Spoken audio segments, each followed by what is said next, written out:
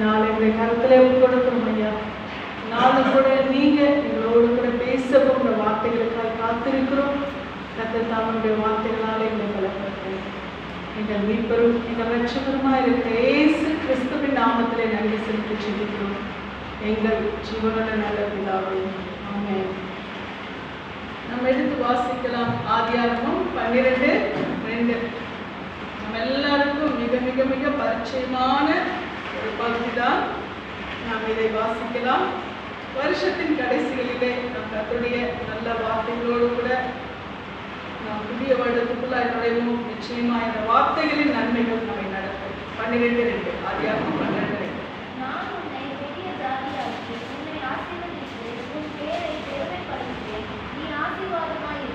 ஹல்லேலூயா. நமக்கு வழக்கமாய் தெரிந்த வார்த்தை தான், வழக்கமாய் கேட்கிற வார்த்தை தான். நான் உன்னை ஆசீர்வதிக்கவே ஆசீர்வதித்து உன்னை பெருகவே பெருக பண்ணுவேன், நீ ஆசீர்வாதமாய் இருப்பாய் என்று சொல்லி கர்த்தர் நமக்கு கொடுக்கிற வார்த்தை. நீ ஆசீர்வாதமாய் இருப்பாய் என்று சொல்லும் பொழுது இந்த வார்த்தையை நமக்கு கடவுள் அல்ல, கர்த்தர் அல்ல, ஒரு மனுஷனே அந்த வார்த்தையை சொன்னா கூட நமக்கு எப்படி இருக்கும்? கேட்கறதுக்கு சந்தோஷமா இருப்பாங்க. நீங்க நல்லா இருப்பீங்க அப்படின்னு சொன்னா எப்படி இருக்கும்? நமக்கு கேட்கறதுக்கு அவங்க கொடுக்குறாங்களோ இல்லையோ, ஆனா அந்த வார்த்தை நமக்கு எப்படி இருக்கும்? சந்தோஷத்தை கொடுக்கும். நல்லா இருப்பீங்க அப்படின்னு சொன்னா நமக்கு சந்தோஷமா இருக்கும். இப்ப நம்ம பார்த்து இந்த வார்த்தையை யார் சொல்லுகிறார்? அந்த சொல்லி ஆசீர்வாதமாய் இருப்பாய் அப்படின்னு சொல்லிட்டு நம்மை பார்த்து சொல்லுகிறார். இது ஆபிரகாமுக்கு கொடுத்த வார்த்தை தான். எக்ஸாக்டா பார்க்க போனா யாருக்கு கொடுத்த வார்த்தை? ஆபிரகாமுக்கு தான் ஆண்டவர் கொடுத்தார். ஆனால் ஆபிரகாமுக்கு ஆண்டவர் எந்த சூழ்நிலையிலே கொடுத்தாரு சொன்னால், ஆபிரகாம் தன்னுடைய வார்த்தைக்கு கீழ்ப்படிந்து அவர் செவி கொடுத்து அவர் நடக்கும் பொழுது கர்த்தர் சொல்லுகிறார், நம்மை ஆசீர்வதிக்கவே ஆசீர்வதித்து என்னை பெருகவே பெருக பண்ணுவேன் அப்படின்னு சொல்லிட்டு சொல்றது மாத்திரம், நீ ஆசீர்வாதமாய் இருப்பாய் என்று சொல்லி கர்த்தர் சொல்லுகிறார். ஆசீர்வதிக்கப்படுவாய் என்பதற்கும் ஆசீர்வாதமாய் இருப்பாய் என்பதற்கும் நிறைய வித்தியாசம் இருக்கு. வித்தியாசம் இருக்கு இல்லைன்றவங்க அவங்க சொல்லுங்க. ஏன்னா ஆசீர்வதிக்கப்படுவாய் என்பதற்கும் ஆசீர்வாதமாய் இருப்பாய் என்பதற்கும் வித்தியாசம் இருக்கு. காரணம் என்னன்னு சொன்னால், ஆசீர்வதிக்கப்படுவாய் என்று சொல்லும் பொழுது நாம் மட்டுமே ஆசீர்வதிக்கப்படுவோம். ஆசீர்வாதமாய் இருப்பாய் என்று சொல்லும் பொழுது நாம் ஆசீர்வதிக்கப்பட்டு நாம் நிறைவடைந்து மற்றவர்களுக்கு அந்த ஆசீர்வாதம் நம் மூலமாய் வெளிப்படுவது. அப்ப ரெண்டுத்துல எது நமக்கு பிடிக்கும்? ரெண்டாவது இல்லையா? நமக்கு நிறைவு அடைந்து நம்ம என்ன பண்றோம்? மற்றவர்களுக்கும் அந்த ஆசீர்வாதங்களை நம்ம என்ன பண்றோமா? வெளிப்படுத்துகிறோம். ஆனால் இந்த உலகத்துல அநேகர் இருக்கிறார்கள், எவ்வளவு நிறைவடைஞ்சாலும் மற்றவர்களுக்கு அந்த ஆசீர்வாதங்களை வெளிப்படுத்த மாட்டாங்க. ஆனால் அதுவும் இருக்கு. ஆனாலும் கர்த்தர் நமக்கு சொல்றது தெரியுமா? நாம் நிறைவாய் இருந்து நாம் மற்றவர்களுக்கு என்ன பண்றோம்? நிறைவை நாம் வெளிப்படுத்துகிறவர்களா இருக்கிறோம். ஆனால் கர்த்தர் நமக்கு கற்றுக் கொடுப்பது எந்த நிலைமையிலும் நம்ம மற்றவர்களுக்கு ஆசீர்வாதமா இருக்கணும் இல்லையா? நம்முடைய சபையை பொறுத்த வரைக்கும் எந்த நிலைமையில தான் நம்ம மற்றவர்களுக்கு கொடுக்கணும், மற்றவர்களுக்கு செய்யறது தான் நம்ம செயல்படுத்திக் கொண்டிருக்கிறதுனால ஆண்டவர் இந்த நாளிலும் கூட நமக்கு இந்த வார்த்தையை நமக்கு என்ன செய்திருக்கிறார்? வெளிப்படுத்தியிருக்கிறார். நீ ஆசீர்வாதமாய் இருப்பாய் என்று சொல்லி கர்த்தர் நமக்கு இந்த வார்த்தையை வெளிப்படுத்துகிறார். மாத்திரமல்ல, பூமியில் உள்ள வம்சங்கள் எல்லாம் உனக்குள் ஆசீர்வதிக்கப்படும். இங்கே ஆபிரகாமுக்கு இந்த வார்த்தையை ஆண்டவர் சொல்லும் பொழுது, ஆபிரகாம் எந்த ஒரு சந்ததியும் இல்லாத ஒரு தனித்த ஒரு மனுஷன். அவருக்கு பிள்ளை குட்டி எதுவுமே இல்லை. அவர் மனைவியோடு கூட அவர் என்ன பண்றாரு? வந்திருக்கிறார். கூட இருக்கிறவனும் அவருடைய பிள்ளை இல்லை. காரணம், லோத்து அவருடைய சகோதரனுடைய மகன். அவருடைய சகோதரனுடைய மகன் தான் லோத்து. அப்போ அவனுக்கு சொந்தமாய் பிள்ளை என்று அவனும் என்ன செய்யறான்? அவன் ஆசீர்வதிக்கப்பட்டு அவனும் அவரை விட்டு என்ன பண்றான்? கடந்து போய்விடுகிறார். அப்படிப்பட்ட ஒரு சூழ்நிலையில தான் இங்கே ஆண்டவர் ஆபிரகாமை பார்த்து சொல்லுகிறார், நீ ஆசீர்வாதமாய் இருப்பாய் என்று சொல்லி. பூமியில் உள்ள வம்சங்கள் எல்லாம் உனக்குள் ஆசீர்வதிக்கப்படும். இவருக்கே வம்சம் இல்ல, ஆனா ஆண்டவர் சொல்றாரு, பூமியில் உள்ள வம்சங்கள் எல்லாம் உனக்குள் ஆசீர்வதிக்கப்படும். அப்போ இந்த வாக்குத்தத்தத்தை ஆண்டவர் ஆபிரகாமுக்கு கொடுக்கும் பொழுது சூழ்நிலை எப்படி இருந்தது? ஆபிரகாமுக்கு நெகட்டிவ், எல்லாமே நெகட்டிவ் தான். ஏன்னா ஆபிரகாமுக்கு இனமில்லை, ஜனமில்லை, சொந்தம் இல்லை, பந்தம் இல்லை. ஏன்னா ஆண்டவர் என்ன சொல்லிட்டார் தெரியுமா?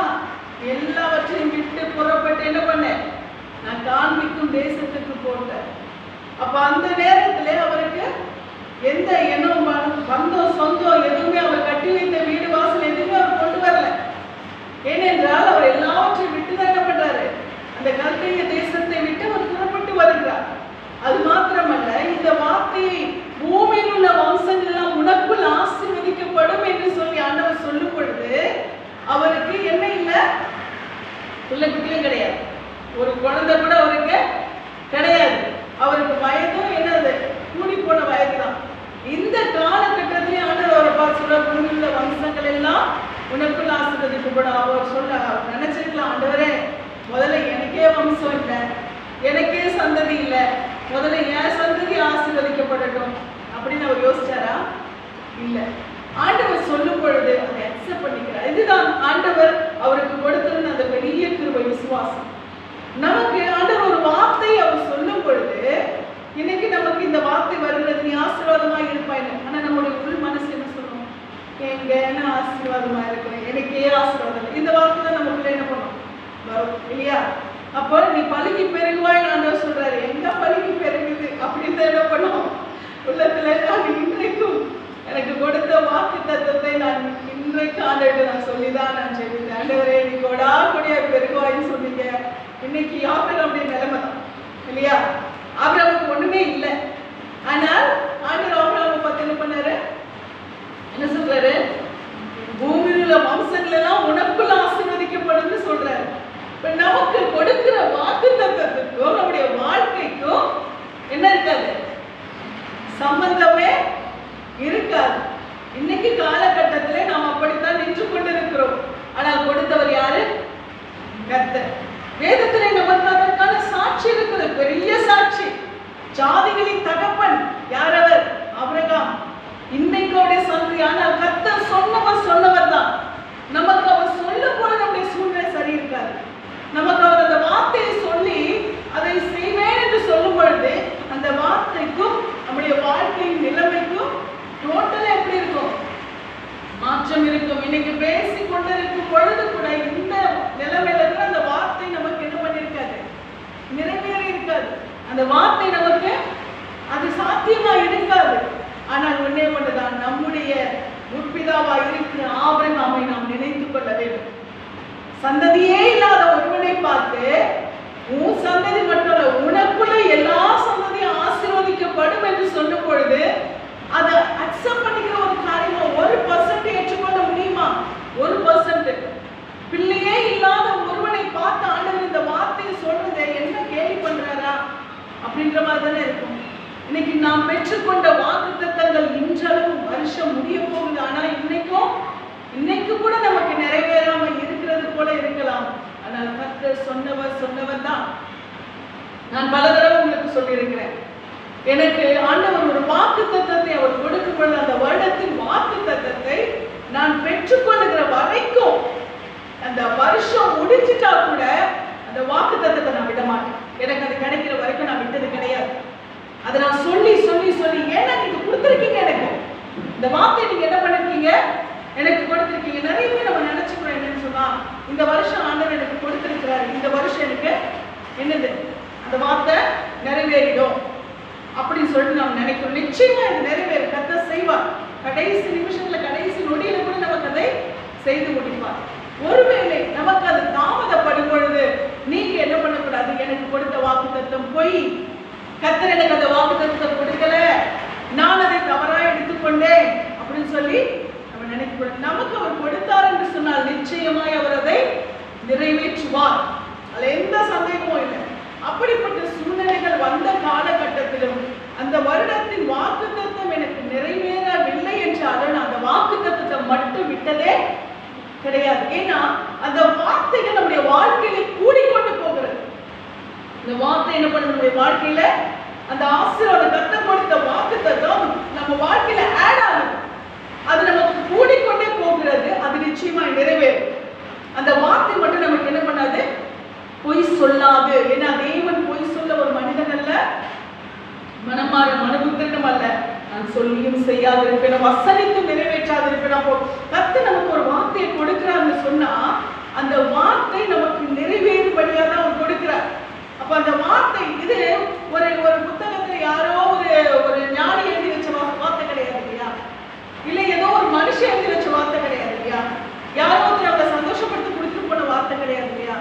கொடுத்தது யாரு?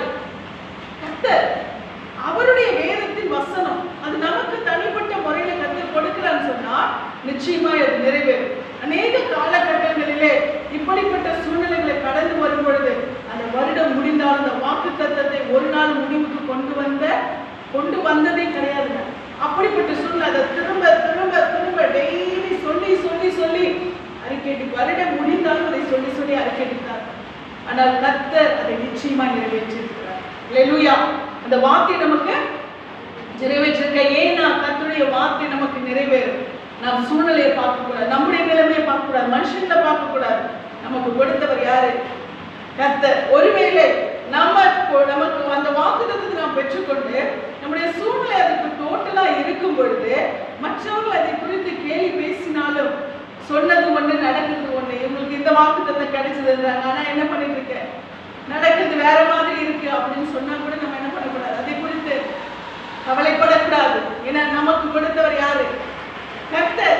நிச்சயமாய் கர்த்தர் அதை நிறைவேற்ற வல்லவராக இருக்கிறார். இங்க பார்க்கும் பொழுது ஆபிரகாம் அந்த சூழ்நிலைக்கு அவர் இந்த வார்த்தை கொடுத்ததுக்கும் அந்த சூழ்நிலை அவருக்கு வர்றதுக்கும் அந்த வம்சம் என்று அவருக்கு உருவாகிறதுக்கும் கிட்டத்தட்ட 25 வருடங்களுக்கு மேலதான் ஆச்சு. அதற்காக நமக்கு ஒரு தொழிவு வந்துடக்கூடாது, ஐயோ ஆபிரகாமுக்கே 25 வருஷம் அப்ப நமக்கு எவ்வளவு நாளும் அப்படின்னு சொல்லிட்டு கர்த்தர் நமக்கு கொடுத்தா என்ன பண்ணுவார்? அதை நிச்சயமாய் நிறைவேற்றுவார். அதை எப்படியும் நமக்கு நிறைவேற்றி முடிக்க அவர் வல்லவராக இருக்கிறார். ஆபிரகாம் எத்தனை வருஷம்? அவரு 100 வருஷத்துக்கு மேல வாழ்ந்தார். அவருக்கு பையன் பிறந்ததே என்னது 100 வயசுல தான். அதுக்கப்புறம் 40 வயசுல அந்த பையனுக்கு கல்யாணம் பண்ணார். அப்போ அவருக்கு கல்யாணம், அப்போ அவருக்கு எத்தனை வயசு இருக்கும் பையனுக்கு கல்யாணம் பண்ணும்போது? 140 வயசு. அதுக்கு மேல அவருக்கு என்ன பண்ணிருக்கார்? அதுக்கு பிறகு அவர் இன்னும் வாழ்ந்திருக்கிறார். அப்படின்னா அவர் கிட்டத்தட்ட எப்படியோ வேதத்துல போட்ட பிரகாரமா அவர் பல வருடங்கள் என்ன பண்ணிருக்கிறார்? 140 வயசுக்கு மேல அவர் வாழ்ந்திருக்கிறார் இல்லையா? அப்ப அவருடைய ஆயுள் அவ்வளவு வருஷம் இருந்ததுனாலே ஆண்டவர் அவருக்கு 25 வருடம் தாமதித்து இருக்கலாம். சொன்ன வாக்கு தத்தத்திற்கும் அவருக்கு நிறைவேறுவதற்கும் 25 வருடங்கள் இருக்கலாம். ஆனா நாம் அவ்வளவு வருஷம் வாழ்வோம் என்பது இல்லை இல்லையா? ஏன்னா நமக்கு அதற்கு பிறகாக மனுஷனுக்கு நியமித்த வருடங்கள் நமக்கு ஒரு வசனம் தெரியும். சங்கீதத்தில் எத்தனை பேருக்கு அந்த வசனம் தெரியும்? மனுஷனுடைய ஆயுள் எத்தனை வருஷம்? 70. பலத்தின் மிகுதியினாலே 80. அதுக்கு மேல என்னவா? வருத்தமோ சஞ்சலமோ. அந்த 80க்கு மேல வாழ்ந்துட்டா அதுக்கு மேல என்னது? வருத்தமோ சஞ்சலமோ தான் அப்படின்னு வேதம் தெளிவாய் சொல்லுங்க. அப்போ வேதத்திலே அதுல என்ன பண்ணிட்டாங்க? தெளிவா சொல்லியாச்சு. மனுஷனுக்கு நியமிச்ச வருஷம் 70, பலத்தின் மிகுதியான வாழ்ந்தா என்னது 80 அப்படின்னு வேதத்தில் என்ன பண்ணிருக்கு? சொல்லி இருக்கிறது. அப்போ நமக்கு கொடுக்கப்பட்ட இந்த காலகட்டங்கள் இவ்வளவாய் இருக்கும் பொழுது கர்த்தர் நிச்சயமாய் நம்மை அவ்வளவு வருஷங்கள் நம்மளை தாமதிக்க விடமாட்டார்.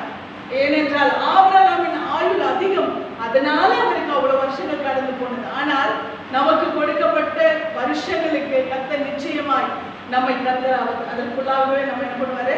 அவர் ஆசீர்வதிப்பார். அவருக்கு நிச்சயமாகவே அவருக்கு ஒரு நன்மை செய்யணும்னா ஒரு நிமிஷம் போதும், ஒரு நொடி போதும். அப்படி ஆச்சரியமான கரத்தின் வல்லமை ஒரு நிமிஷத்துல கூட எதையுமே என்ன பண்ணும்? செய்துவிடும். ஏனென்றால் ஆண்டவர் ராஜாக்களுடைய இருதயங்களை நீர்க்கால்களை போல திருப்புகிற தேவன். இப்ப நமக்கான நன்மைகள் என்ன பண்ணுவார்? நிச்சயமாய் அவர் செய்ய வல்லவராக இருக்கும். அதனால இந்த வார்த்தையை நாம் பெற்றுக்கொள்ளும் பொழுது நாம் அதை சந்தேகப்படாதபடிக்கு நாம் என்ன பண்ணணும்? ஏற்றுக்கொள்ள வேண்டும்.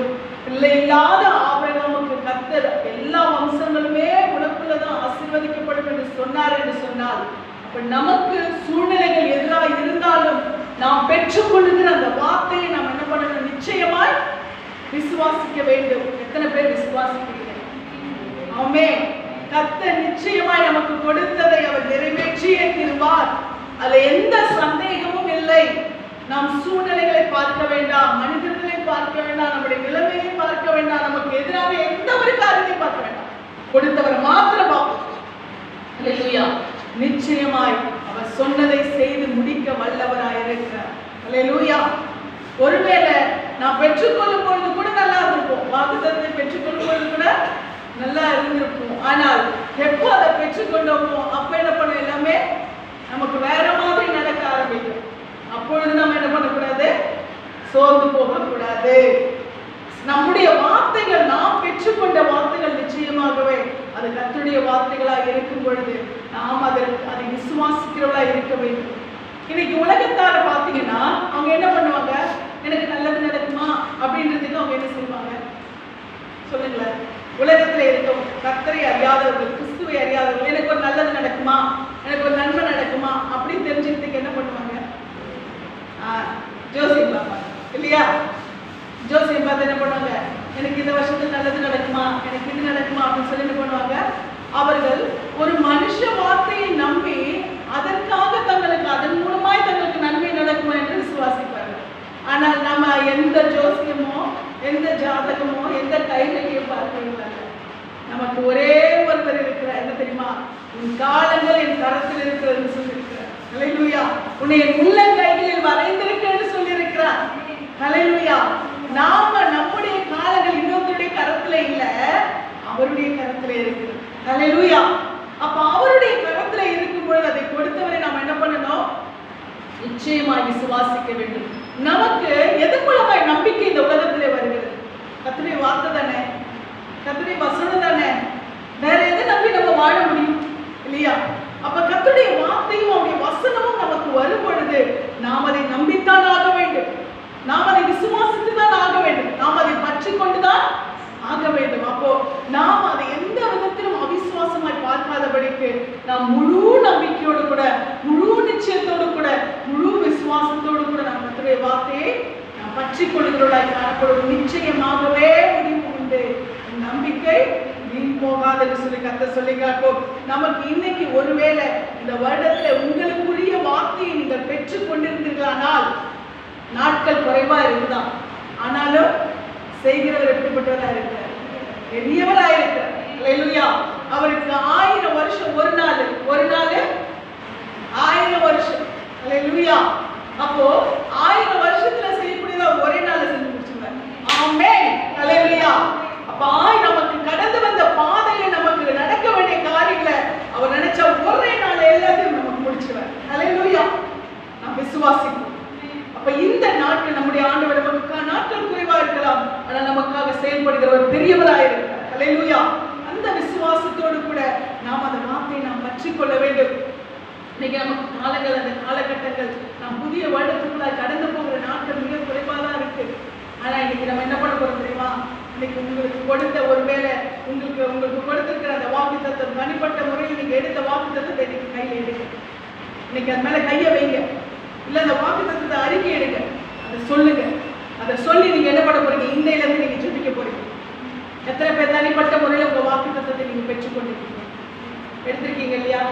அந்த வாக்குத்தத்தத்தை நீங்க கையில எடுத்து அதன் மீது உங்கள் கரத்தை வைத்து நீங்க ஜெபிக்க போகிறீங்க. ஆண்டவரே, நிச்சயமாய் நான் நம்புகிறேன் ஆண்டவரே, நீங்க பிள்ளையே இல்லாத ஆபிரகாமுக்கு பூமியில் உள்ள வம்சங்களாம் உனக்குள் ஆசீர்வதிக்கப்படும் என்று சொல்லி வாக்குத்தத்தம் போட்டீங்கன்னா நிச்சயமாய் என் சூழ்நிலைகள் இந்த வாக்குத்தத்தத்துக்கு சம்பந்தமே இல்லாமல் இருந்தாலும் நான் அதை விசுவாசிக்கிறேன். உமக்கு 1000 வருஷம் ஒரு நாள், இத்தனை நாட்கள் கடந்து வந்த அந்த நன்மையை ஆண்டவரே, நான் அடைய போகிற அந்த நன்மையை நீங்க இன்றைக்கு எனக்கு கொடுக்க போறீங்க. இந்த வாக்குத்தத்தத்தை நான் முழு நிச்சயத்தோடு நம்புகிறேன். ஹல்லேலூயா. இந்த வார்த்தை மீது உங்க கரத்தை வைக்க நீங்க ஜெபிங்க. நிச்சயமாகவே கர்த்தர் பெரிய காரியங்களை அவர் செய்ய வல்லவராய் இருக்கிறார். ஹல்லேலூயா. உங்களுக்கு கொடுக்கப்பட்ட உங்களுடைய தனிப்பட்ட வாக்குத்தத்தத்தை நீங்கள் கரத்திலே எடுத்து நீங்க ஜெபிங்க. கர்த்தர் நிச்சயமாய் பெரிய காரியங்களை சொல்லுங்க, அறிக்கையிடுங்க. ஒருவேளை நான் ஏதோ ஒரு சூழல்ல நான் என் வாக்குத்தத்தத்தை நான் சொல்லி அறிக்கையிட மறந்துட்டேன் அப்படின்னு இருந்தீங்கன்னா கூட இன்னைக்கு எடுங்க. எனக்கு அந்த வாக்குத்தத்தை, ஒருவேளை வாக்குத்தத்தை நீங்க அந்த அந்த அந்த காடை நீங்க தொலைச்சிருக்கலாம், ஆனால் அந்த வார்த்தை உங்க உள்ளத்துல இருக்கு இல்லையா, அந்த வசனம் உங்க உள்ளத்துல இருக்கு, அதை சொல்லி அறிக்கையிட்டுக் கொண்டே கர்த்தர் நிச்சயமாய் சாதகமே இல்லாத சூழ்நிலையில கர்த்தர் நமக்கு வழியை திறப்பார். வழியே இல்லாத சூழ்நிலை நமக்கு வழியை உண்டாக்குவார். அவரால் எல்லாம் முடியும். ஹல்லேலூயா. நமக்கு நாட்கள் குறைவாய் இருந்தாலும் கர்த்தர் நமக்கு நிறைவான காரியங்களை செய்ய வல்லவராய் இருக்கிறார். நாம் தொடர்ந்து அந்த வார்த்தைகளை நாம் சொல்லிக்கொண்டே இருக்கோம், அறிக்கையிட்டுக் கொண்டே இருக்கும். ஒருவேளை வருஷம் முடிய போகுது, ஆனாலும் நீங்க கவலைப்படாதீங்க. கர்த்தர் உங்களுக்கு கொடுத்ததுதான். ஹல்லேலூயா. ஆண்டவர் தம்முடைய ஆசீர்வாதத்தை ஒருத்தவங்களுக்கு கொடுத்தாருன்னா அவர் அதை நிச்சயமாய் திரும்ப வாங்கி கொள்ள மாட்டார். அந்த வார்த்தை ஒரு வாக்குறுதி கொடுத்து கொடுத்துட்டாருன்னா அவர் நிச்சயமா அதை ரிட்டனா எடுத்துக்கொள்ள மாட்டார். ஏன்னா வாக்குத்தத்தம், கர்த்தருடைய வார்த்தை, அவர் வாக்குறுதி கொடுத்தவர், அவர் மனுஷன் கிடையாது. அதனால அவர் சொல்ற, நான் சொல்லியும் செய்யாதிருப்பேனோ, வசனத்தில் நிறைவேற்றாதிருப்பேன். அப்ப அவர் சொன்னான்னா அவர் நிச்சயமா என்ன பண்ணார், நமக்கு செய்தே முடிப்பார். அல்லேலூயா.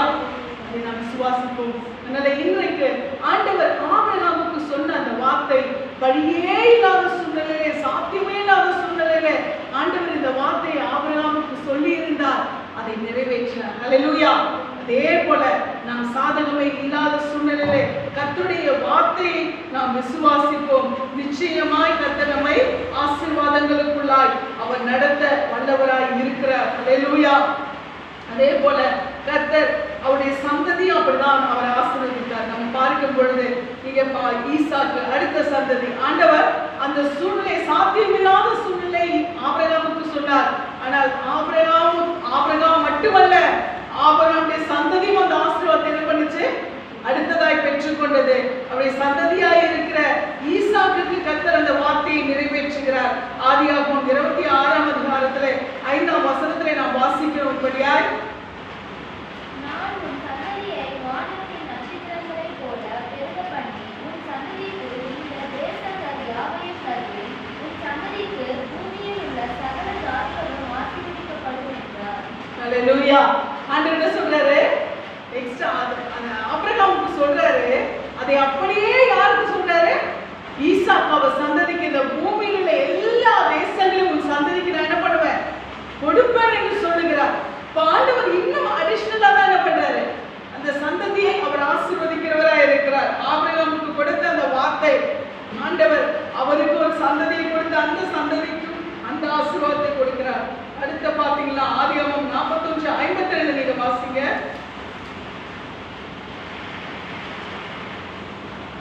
சகல தேசங்களிலும் பஞ்சம் கொடிதாய் இருந்தபடியால் சகல தேசத்தார்களும் யோசேப்பின் இடத்தில் தானியம் கொள்ளும்படி எகிப்துக்கு வந்தார்கள். அல்லேலூயா.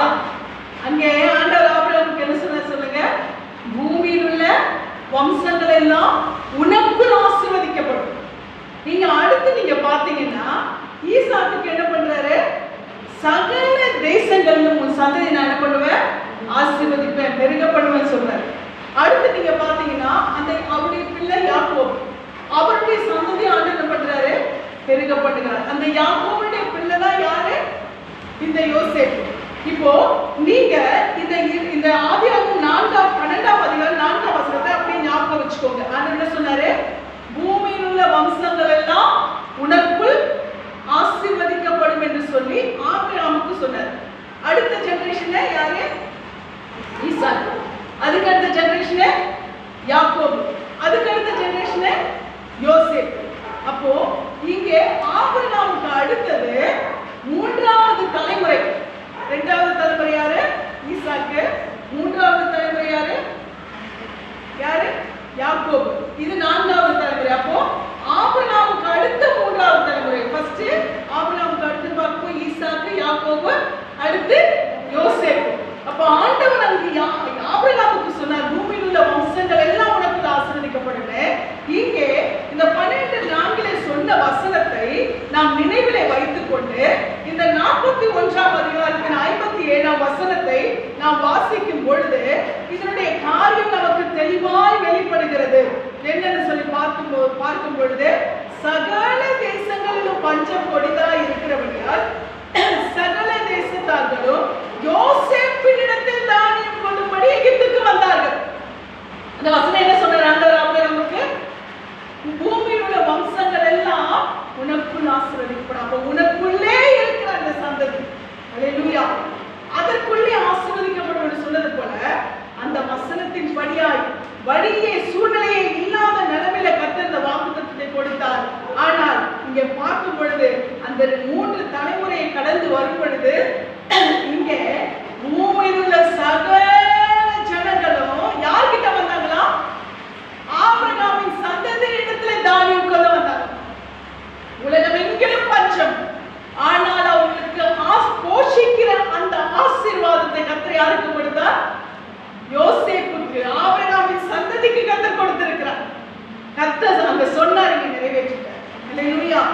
உலகமே பஞ்சத்துல இருந்தது, ஆனால் அதை போஷிக்கிற அந்த ஆசீர்வாதத்தை கர்த்தர் யாருக்கு கொடுத்தாரு? ஆபிரகாமின் சந்ததிக்கு. அப்ப பூமியில் உள்ள வம்சங்கள் எல்லாம் என்னாச்சு? அவருக்குள்ள ஆசீர்வதிக்கப்பட்டுச்சு இல்லையா? அவருடைய சந்ததிக்குள்ளே ஆசீர்வதிக்கப்பட்டுச்சு இல்லையா? அப்ப அவங்க எல்லாம் வந்து யார்கிட்ட தானியம் கொள்ளுகிறாங்க? யோசேப்பிடத்துல. எல்லா இடத்துலயும் பஞ்சம், ஆனா யோசேப்புன்ற ஒரு மனுஷன் அவன் கொடுத்தா மட்டும்தான் உலகமே சாப்பிட முடியும். இங்க வேதத்துல பார்க்கும் பொழுது சகல தேசங்களிலும் உலகத்தில் உள்ள பல நாடுகள்ல என்ன இருக்கு? பஞ்சம் கொடிது. ஆனா சகல தேசத்தார்கள் யார்கிட்ட வந்தாங்களா?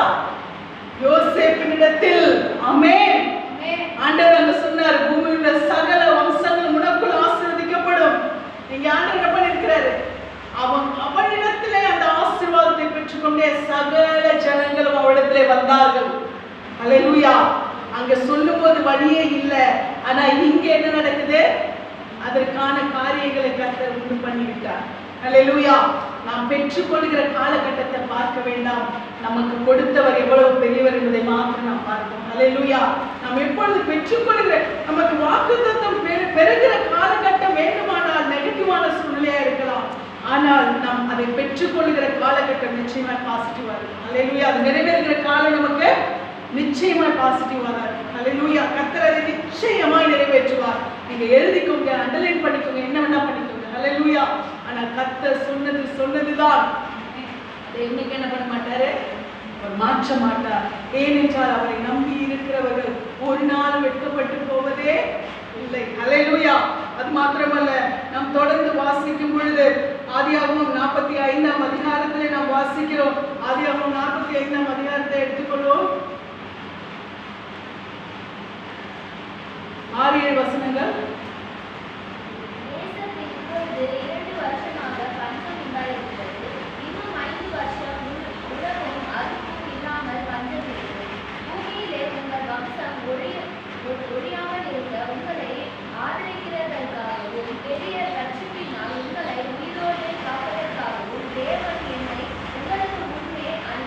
அல்லேலூயா. யோசேப்பு சொல்றாரு சகோதரரை பார்த்து, இங்க உங்களை எல்லாம் ரட்சிக்கும்படியாகவும் உங்களுடைய வம்சம் அழியாமல் இருக்கும்படியாக கர்த்தர் என்ன பண்ணிருக்கிறார்? இங்க என்ன முன்னே அனுப்பி இருக்கிறார். அல்லேலூயா.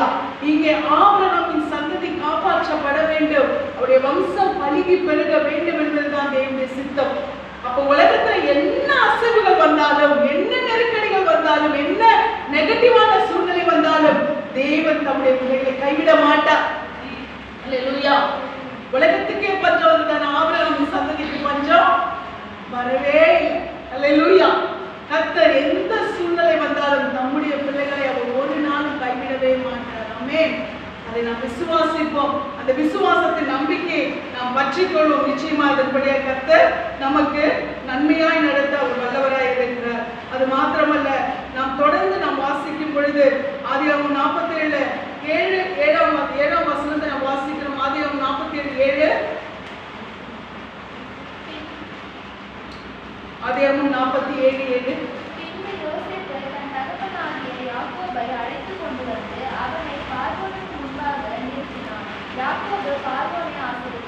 ஆமென். இந்த ஆபிரகாமின் சந்ததிக்கு கர்த்தர் என்ன மாதிரி ஆசீர்வாதத்தை வச்சிருக்காரு பாத்தீங்களா? இங்க ஆண்டவர் என்ன சொன்னாரு? நீ ஆசீர்வாதமா இருப்பாய் என்று சொல்லி ஆண்டவர் ஆபிரகாமுக்கு சொன்னார். இங்கே இதே போல நீங்க பாத்தீங்கன்னா, இந்த ஆபிரகாமின் சந்ததியா இருக்கிற யாக்கோபு, இவர் என்ன பண்றாரு தெரியுமா? எகிப்துக்கு வருகிறார்.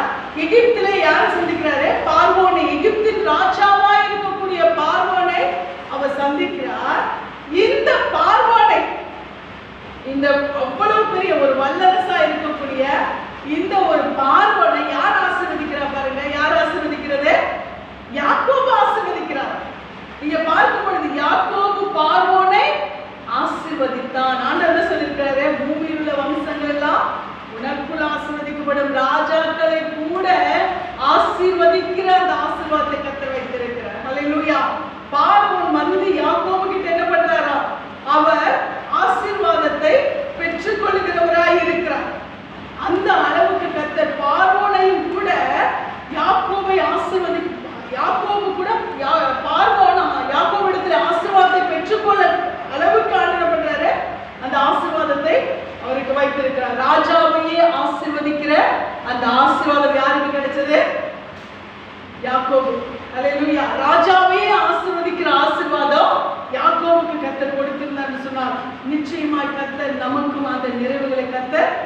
ஆசீர்வாதத்தை அவர் கொடுக்கிறவராக இருக்கிறார். ஏன்னா கர்த்தர் சொல்லிட்டாரு, யாரா இருந்தாலும் சரி உனக்குள்ளதான் என்ன பண்ணுவாங்க, ஆசீர்வதிக்கப்படுவாங்க. அல்லேலூயா.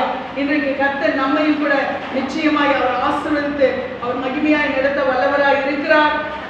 ஆனால் கர்த்தர் இதிலே நமக்கு எந்த காரியத்தை நமக்கு அவர் தெளிவாய் சொல்லியிருக்காருன்னு சொன்னால், நீதிமொழிகள் 11ஆம் அதிகாரம் 26ஆம் வசனத்துல நாம் வாசிக்கிறோம். நீதிமொழிகள் 11:26.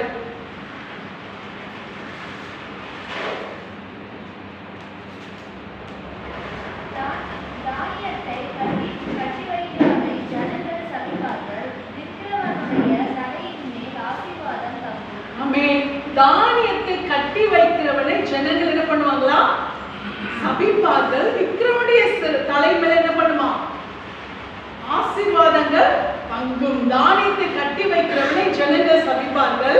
விக்கிரவனுடைய தலையின் மேல் என்ன தங்குறதா, ஆசீர்வாதங்கள் தங்கும். அல்லேலூயா. அப்போ இன்னொரு ஒரு காரியத்தை ஆண்டவர் சொல்றாரு, நாம ஆசீர்வதிக்கப்பட வேண்டுமானால் நாம எப்படியா இருக்கணுமா, உதார குணம் உள்ளவர்களா நம்ம என்ன பண்ணணும், காணப்பட வேண்டும். இந்த யோசேப்பு ஆசீர்வதிக்கப்பட்டவராக இருந்தார். ஆனால் அவர் தானியத்தை என்ன பண்ணல, கட்டி வைக்கல. அவர் தேசத்துல சகல ஜனங்களுக்கு என்ன பண்றாரு, இந்த தானியத்தை அவர் கொடுக்கிறவராக இருந்தார். அப்ப நாம் ஆசீர்வதிக்கப்படும் பொழுது நம்ம எப்படி இருக்கணுமா, ஆசீர்வாதமாய் இருக்க வேண்டும். அல்லேலூயா.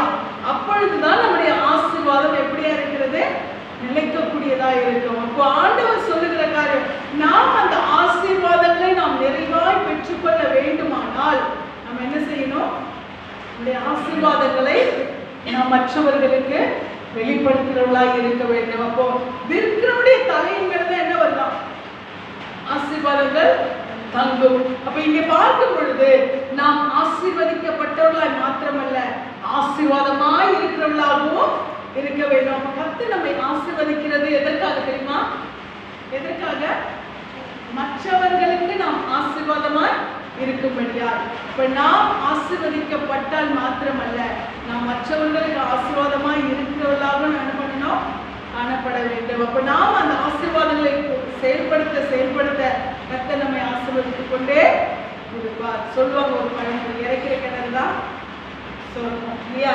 அப்போ ஒரு கிணற இறைக்காம அப்படியே வச்சிருந்தா என்ன ஆகுமா, அது அந்த பழைய தண்ணி அது அப்படியே என்ன ஆகும், அப்படியே இருந்து இருந்து இருந்து அதுல பாசி படிச்சு போயிடும். அதுக்கப்புறம் என்ன ஆகும், அதுல பாம்புகளும் தவளைகளும் அருவருப்பான ஜந்துக்களும் தான் அதை என்ன பண்ணும், குடியிருக்கிறதால் காணப்படும்.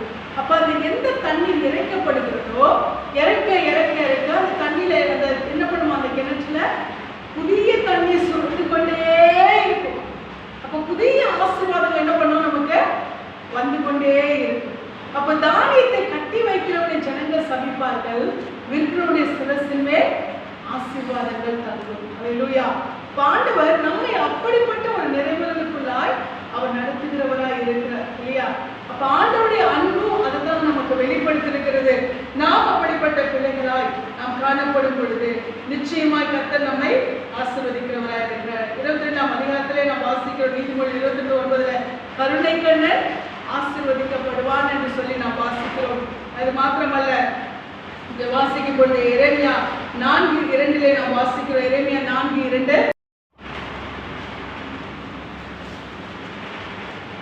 எரேமியா 4:2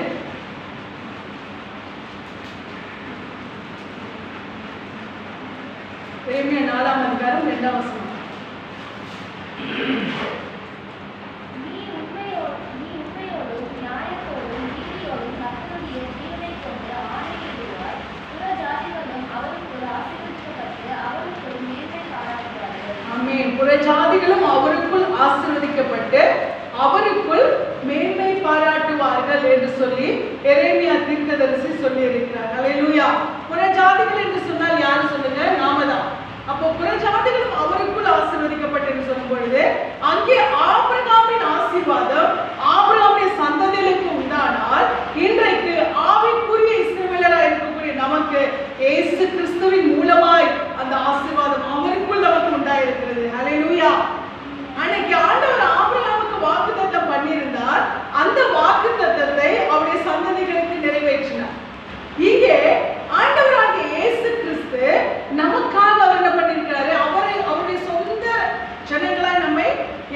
சொல்லப்பட்டிருக்கு, அவருடைய வம்சங்களை யாரால் என்ன கூடன்னு வேதத்துல போட்டிருக்கு. அப்ப அந்த வம்சம் யாரு? நாம தான். அப்ப அவருடைய வம்சங்களை யாரால் என்ன கூடும்? அப்ப ஆண்டவராகிய இயேசு கிறிஸ்துவின் ஜெனரேஷனா நாம இருக்கிறோம், ஆவிக்குரிய சந்ததியாய் நாம இருக்கிறோம். அப்ப அவருக்குள்ள இங்க என்ன சொல்லிருக்கிறார்? புறஜாதிகளும் அவருக்குள் ஆசீர்வதிக்கப்பட்டு அவருக்குள் மேன்மை பாராட்டுவார்கள். இன்னைக்கு நாம எப்படி இருக்கிறோம்? கர்த்தருக்குள்ளே இயேசு கிறிஸ்துவுக்குள்ளே ஆசீர்வதிக்கப்பட்டு அவருக்குள்ளே மேன்மை பாராட்டுகிற ஜனங்களாய் நாம் காணப்படுகிறோம். ஆமென். அன்றைக்கு ஆபிரகாம் என்ற ஒரு மனிதன் மூலமாய் ஆபிரகாமின் சந்ததி இன்னைக்கும் ஆசீர்வதிக்கப்பட்டது என்று சொன்னால், இன்றைக்கு நமக்கு இரட்சகராய் இருக்கிற ஆண்டவராகிய இயேசு கிறிஸ்து தேவகுமாரன், அவருடைய சந்ததியா நாம் இருக்குன்னா, ஒரு மனுஷனுடைய சந்ததியே இவ்வளவாய் ஆசீர்வதிக்கப்படும் சொன்னா, ஒரு தேவகுமாரனுடைய சந்ததியா இருக்கிற நாம் எவ்வளவாய் ஆசீர்வதிக்கப்படும் இல்லையா? நிச்சயமாய் கர்த்தர் அந்த ஆசீர்வாதத்தை நமக்கு அவருக்குள்ளாய் கொடுத்திருக்கிறார். நாம் கடைசியா இந்த வசனத்தை வாசித்து முடிக்கலாம். சகரியா 8ஆம் அதிகாரம் 13ஆம் வசனத்தை நாம் வாசித்து முடிப்போம். சகரியா 8:13.